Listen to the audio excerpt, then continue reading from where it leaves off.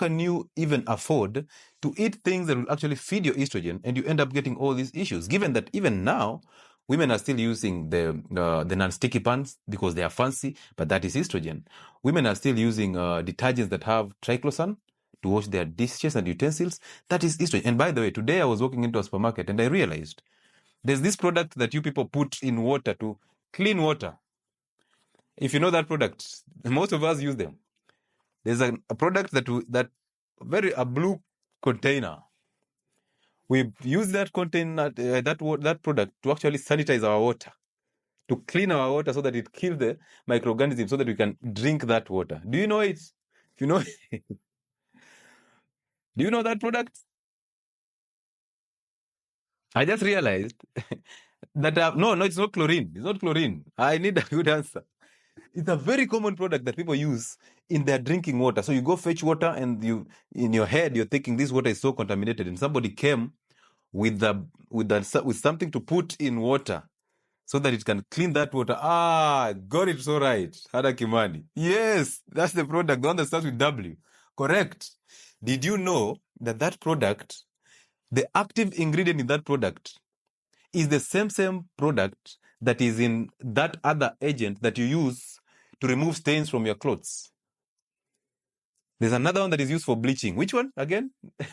At least this one you've got it now. Yeah, correct. Which other? The one that you use to bleach your clothes or to remove stains from? Yes, the one that starts with J. Correct. Those two products have the same ingredient. It's sodium hypochlorite. My friends, I just realized that today.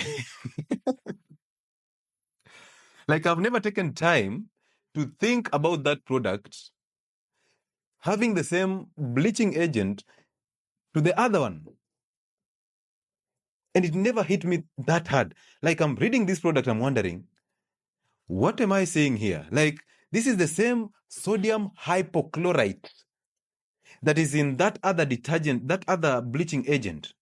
So have we been bleaching our intestines all along? The only difference is the concentration. The sodium hypochlorite that is used to clean the floors is 3.5. The one that is used to clean hospital floors. It's a detergent.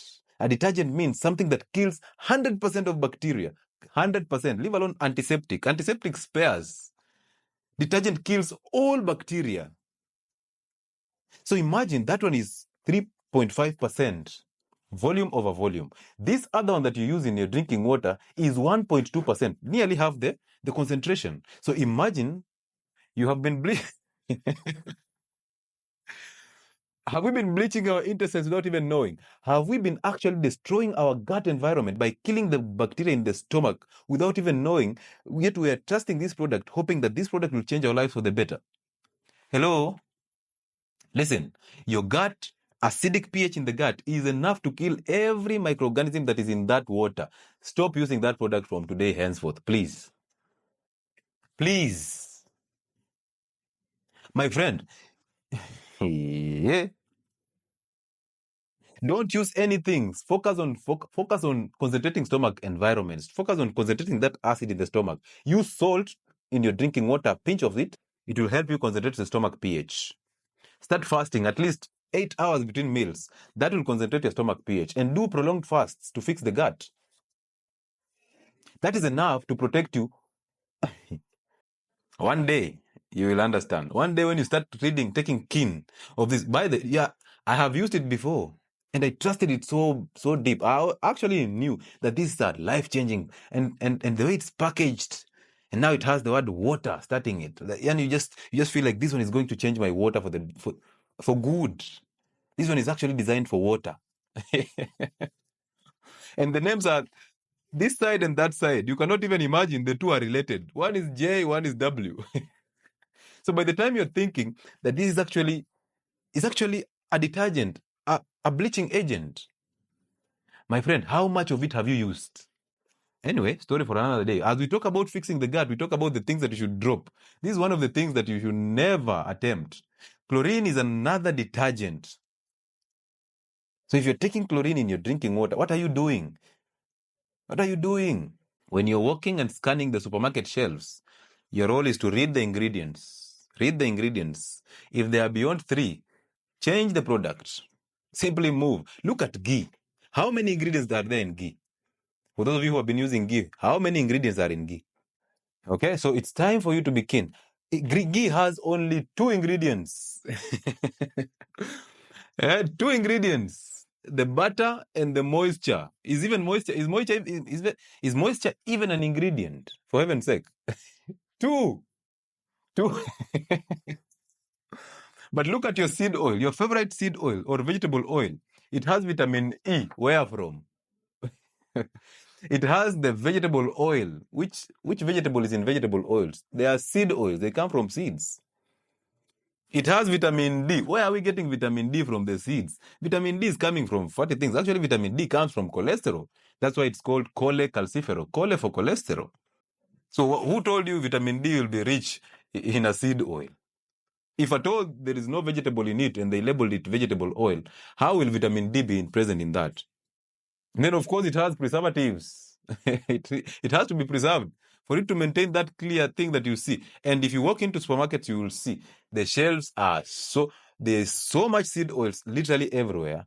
And your only problem will be which one is cheaper, which one has an offer. So you'll be struggling in your head.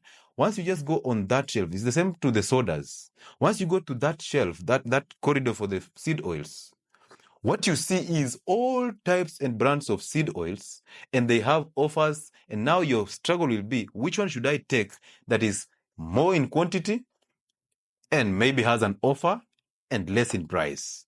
That becomes your ultimate goal. So now it's not about which one is healthy. Now it's about which one is cheaper, which one has an offer so that I can get more for less money.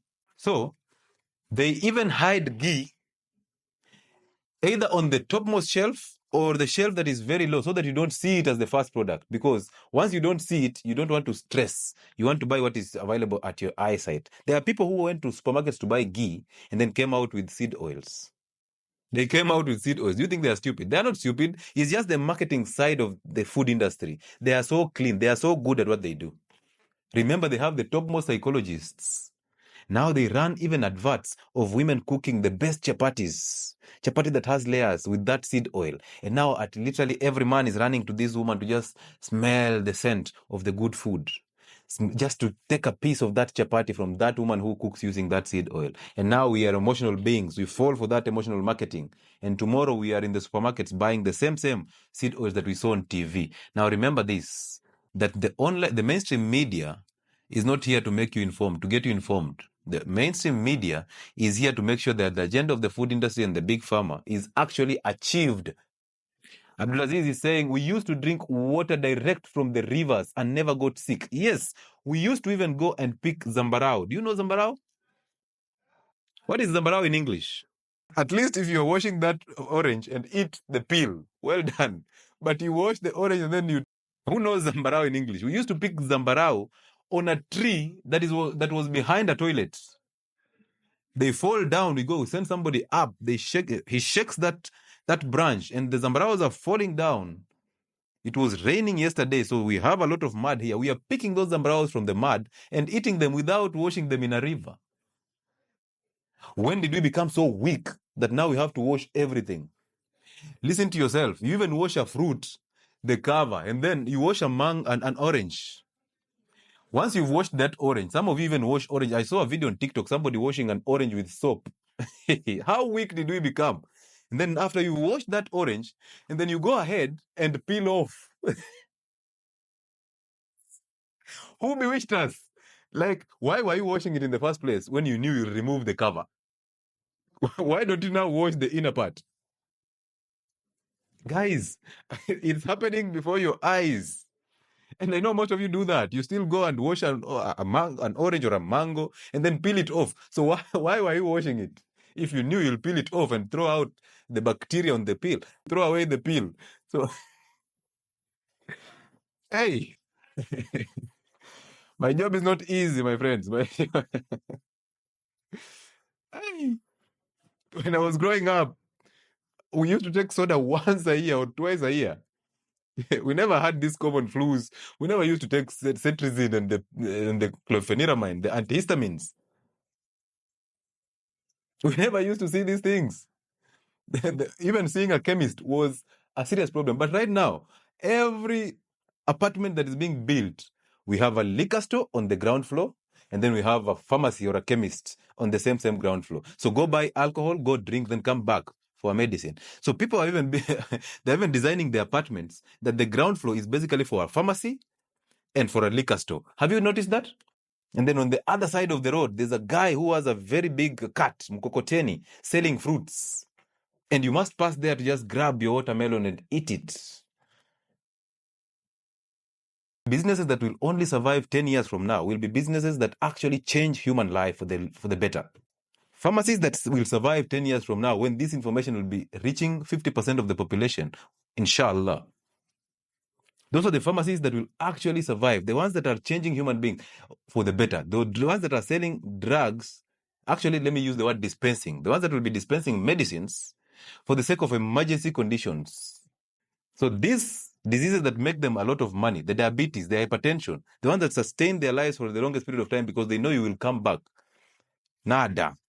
Imagine if your whole family has this information. There are people on this platform who used to have mini pharmacies. You had it on Tuesday when we had our testimonial Tuesday. There are people who had mini pharmacies in their house, in their car, in their office. They cannot survive without that antacid. So they rather eat the bread in the morning plus tea that has sugar and milk, plus those samosas. And then they come to work at 10, they're taking another tea with chapati. 1 hour down the line, they're suffering from gastritis, but they will never blame the tea and the chapati. They will blame the beans that they ate 3 days ago. So now they start blaming that woman who makes beans down the street. The beans that I ate in that hotel that actually messed me up. Now you start blaming beans, you start blaming chili pepper, you start blaming sukuma wiki. These foods are acidic because your doctor told you that you have hyperacidity, and hyperacidity is a crime. And if you eat acidic foods, you will get problems. Now listen, people have been eating acidic fruits all through. By the way, you eat that mango and that pineapple, is still acidic. How comes you're not blaming that one? How comes your doctor is just blaming the sukuma wiki and... Hey. Anyway, let's continue. So if anybody preaches to you gospel about alkaline diets, ask them, how about the pH in the stomach? And what is the pH of blood? So let them explain to you what is the function of the kidneys, what is the function of the lungs. And that's when they start to convince you, like, now you can eat my alkaline diet and this will change your life for the better. Now, be honest. Do you think if just eating plant-based diets would change situations or diseases that are basically cancer, do you think we will be having all these cancer-raising cases every day?